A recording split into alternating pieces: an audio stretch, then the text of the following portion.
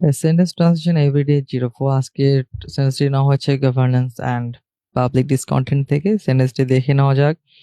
নিত্য প্রয়োজনীয় পণ্যের কৃত্রিম সংকট তৈরি করা অসাধু সিন্ডিকেটের লোভী মানসিকতা সাধারণ মানুষের মনে তীব্র ক্ষোভের জন্ম দিয়েছে। তো এই যে নিত্য প্রয়োজনীয় পণ্যের কৃত্রিম সংকট তৈরি করা অসাধু সিন্ডিকেটের লোভী মানসিকতা, এই পুরো অংশটাই কিন্তু সেন্টেন্সটির সাবজেক্ট, যা সাধারণ মানুষের মনে জন্ম দিয়েছে কি তীব্র ক্ষোভের। সো আমাদের এই প্রথম অংশটি সাবজেক্টের অংশটিকে ট্রান্সলেশন করতে হবে। আমরা সবসময় পেছন দিক থেকে যাব যে লোভী মানসিকতা কিসের, সিন্ডিকেটের, অসাধু সিন্ডিকেটের, যা তৈরি করেছে কৃত্রিম সংকট নিত্য প্রয়োজনীয় পণ্যের। সো দ্য লোভী মানসিকতা থেকে যদি আমরা শুরু করি, দ্য অ্যাভারিশিয়াস মাইন্ডসেট অফ দ্য অসাধু সিন্ডিকেট আনস্ক্রুপুলাস সিন্ডিকেটস।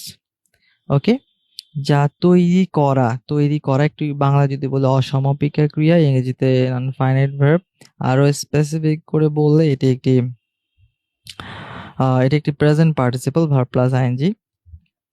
ওকে, সো তৈরি করা কি করছে, ক্রিয়েটিং কৃত্রিম সংকট অ্যান আর্টিফিশিয়াল ক্রাইসিস, কৃত্রিম সংকট তৈরি করছে নিত্য প্রয়োজনীয় পণ্যের অফ এসেনশিয়াল গুডস। ওকে, এবার এই সেন্টেন্সটি হচ্ছে প্রেজেন্ট পারফেক্ট টেন্স, আমাদের ট্রান্সলেশন করতে হবে। সো অক্সিলারি ভার্ব হ্যাজ, যা জন্ম দিয়েছে, এনজেন্ডার, সুন্দর একটি ওয়ার্ড নিয়েছে আমরা, এনজেন্ডার রেসেন্টমেন্ট অ্যামাং সিটিজেন, সাধারণ মানুষের মনে তীব্র ক্ষোভের জন্ম দিয়েছে। রেসেন্টমেন্ট বলতে তীব্র ক্ষোভ বোঝাচ্ছে। এখন পারভাসিভ ওয়ার্ডটা আমরা এখানে নিয়েছি এমফ্যাসিস করার জন্য, যে জোর দেওয়া বোঝাচ্ছে যে সাধারণ মানুষ, যে সবার মনের মধ্যে বা সব মানুষের মনে তীব্র ক্ষোভের জন্ম দিয়েছে। সেন্টেন্সটি রিসেন্টমেন্টের ব্যাপকতা বোঝাতে পারভাসিভ ওয়ার্ডটি ইউজ করা হয়েছে। রিসেন্টমেন্ট নাউন, পারভাসিভ হচ্ছে এখানে অ্যাডজেক্টিভ। এই রিসেন্টমেন্টের প্রবলতা বোঝাচ্ছে। ওকে, তো সেন্টেন্সটিকে যদি আমরা একবার ট্রান্সলেশন করি, ফুল ট্রান্সলেশন, তাহলে হবে the avaricious mindset of the unscrupulous syndicates creating an artificial crisis of essential goods has engendered a pervasive resentment among citizens.